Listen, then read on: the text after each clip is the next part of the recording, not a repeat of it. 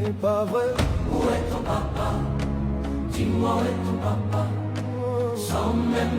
આજથી જવાબદારી લઉં, ત્યાં ત્યાં કચરો નહીં નાખું.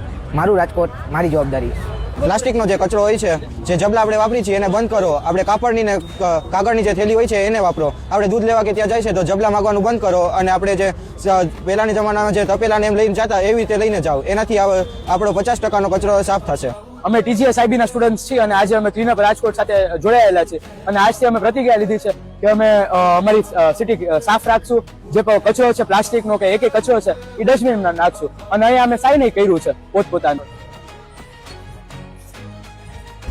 કચરો કચરા ટોપીમાં નાખો, શહેરને સ્વચ્છ રાખો અને ગુજરાતમાં નંબર 1 રાજકોટ આવવું જોઈએ ઇન્ડિયાની અંદર.